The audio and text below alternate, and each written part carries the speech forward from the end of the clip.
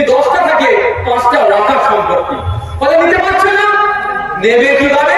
তার জন্য একটা আইন পার্লামেন্ট থেকে ওরা পাস করলো, যে আইনটা আপনার 1 নম্বর 14 নম্বর আইন 2025 সালে পাস করলো। এর মধ্যে যে ভুলগুলো আছে তার আমরা বিরোধিতা করছি, সেই ভুলগুলো কি কি করে জানতে হবে।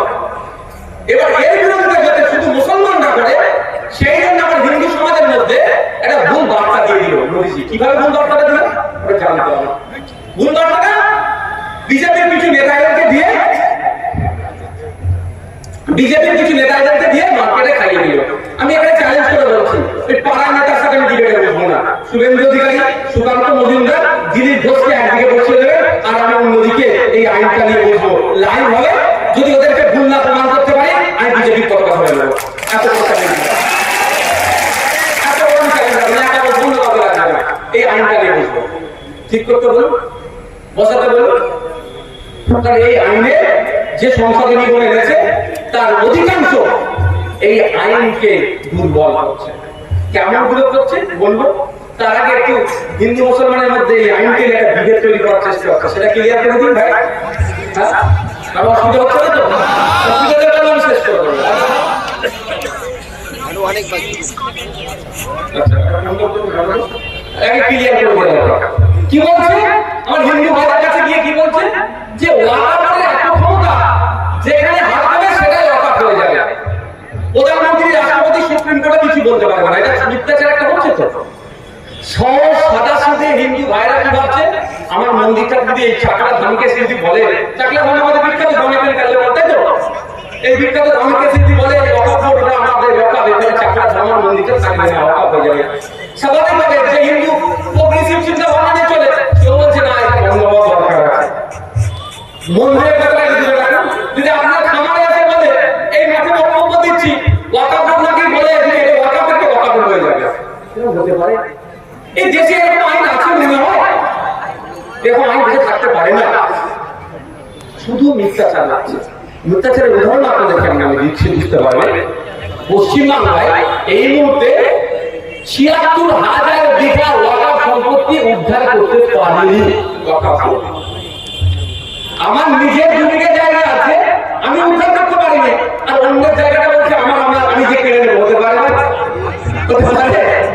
আমার ৭৬,০০০ বিঘা সম্পত্তি আমি উদ্ধার করতে পারিনি, সেই জন্য কোর্টে গিয়ে কাঁদছি। ওয়াকাফ ট্রাইব্যুনালকে গিয়ে বলছি, মাইলর আমার ওই জায়গাটা পাচ্ছি, তুমি অর্ডার করে পুলিশকে বলো আমি ওই জায়গাটা উদ্ধার করে দেয়। আমি গিয়ে হাইকোর্টে কান্নাকাটি করছি, যে মাননীয় যারা জাজেস আছেন ডিভিশন বেঞ্চে সিঙ্গেল বেঞ্চে, তাদেরকে বলছি, মাইলর আমার ওই কলকাতার অমুক জায়গায় অমুক প্রপার্টিটা ভ্যালুয়েবল প্রপার্টি, 1 কাঠার দাম 2 কোটি টাকা, 10 কাঠা জায়গা দখল করে রেখে দিয়েছে, আমি উদ্ধার করতে পারছি না, তুমি অর্ডার করে দাও যাতে আমি পেয়ে যাই।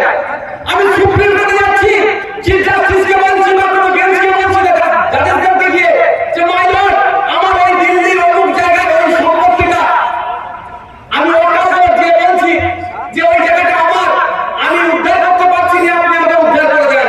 যার নিজের ক্ষমতা নেই নিজের জায়গাটা উদ্ধার করা, সে অন্যের জায়গায় ঝান্ডা লাগিয়ে বলে দেবে এটা আমার, সেটা হয়ে যেতে পারে ভাই। কত বড় মিথ্যাচার! এইটা বলে আমার হিন্দু মুসলমানের মধ্যে বিভেদ লাগানোর চেষ্টা করছে, হিন্দু ভাইদেরকে ভুল বোঝাচ্ছে। আরেকটা কি ভুল বোঝাচ্ছে, যে হিন্দু ভাইদের ধর্মীয় সম্পত্তি রক্ষণাবেক্ষণের জন্য বোর্ড নয়, আর ওয়াকাফ বোর্ড কেন থাকবে? তাহলে ওয়াকাফ বোর্ড চলে যাবে। স্বাভাবিকভাবে গণতান্ত্রিক রাষ্ট্রে আপনি যদি বলেন যে মুসলমানদের জন্য আইন আছে, হিন্দুদের জন্য আইন নাই, খ্রিস্টানদের জন্য আইন নাই, সব আমার প্রোগ্রেসিভ মানুষ যাবে, সেই বলবে আইনটা তুলে দেওয়া দরকার। কিন্তু এটা সত্য বলছে মিথ্যা বলছে ভাই বলুন? হতে পারে দেশের ধর্মীয় যদি পরিচয় আমি দেখি, যে দেশের প্রধানমন্ত্রীর লিস্টে একমাত্র মুসলমানের নাম নেই, সেই দেশে হিন্দু ভাইদের ধর্মীয় সম্পত্তি রক্ষণাবেক্ষণের জন্য আলাদা আইন থাকবে না, শুধু মুসলমানদের সম্পত্তি রক্ষণাবেক্ষণের জন্য আইন থাকবে মনে হয় আপনার? সম্পূর্ণ মিথ্যা কথা, মিথ্যাচার। আমার হাতে একটা 2-3টে কাগজ আছে। দা উত্তর প্রদেশ কাশী বসুনাথ টেম্পল অ্যাক্ট 1983, 1983 সালে কাশী বসুনাথ মন্দির জানেন আপনারা? বিখ্যাত মন্দির একটা, ওই মন্দিরের সম্পত্তি রক্ষণাবেক্ষণ কিভাবে হবে তার আইন আছে। আপনার এখানে কাছাকাছি চাকলা ধাম, এই চাকলা ধামে যে সম্পত্তি আছে কিভাবে রক্ষণাবেক্ষণ হবে তার জন্য আইন আছে। কালীঘাটে যে মন্দির আছে, তারকেশ্বরের যে মন্দির আছে, দক্ষিণেশ্বরের যে মন্দির আছে, সারা ভারতবর্ষের যে মন্দিরগুলো আছে, ইভেন আমাদের উড়িষ্যার জগন্নাথ মন্দির যে আছে, প্রত্যেকটা মন্দিরের সম্পত্তি রক্ষণাবেক্ষণের জন্য আলাদা আলাদা আইন আছে। আর মুসলিম যত সম্প্রদায়ের সম্পত্তি রক্ষণাবেক্ষণের জন্য যে আইনটা তাকে বলে কি ওয়াকফ অ্যাক্ট। হিন্দু আইনটা টেম্পল অ্যাক্ট, আর মুসলমানদেরটা কি বলুন ওয়াকফ অ্যাক্ট। এইটা শুধু পার্থক্য, কিন্তু এটা আমার হিন্দু ভাইদের মধ্যে ভুল বুঝিয়ে দিচ্ছে যে মুসলমানদের শুধু ওয়াকফ বাঁচানোর আইন আছে, আমাদের নেই কেন, তাহলে সবটাই তুলে দেওয়া হয়, তাহলে মিথ্যাচার হচ্ছে। তার প্রমাণ এটা শুধু এটা নয়, একটা নয় জন্য একাধিক আছে। আপনার যখন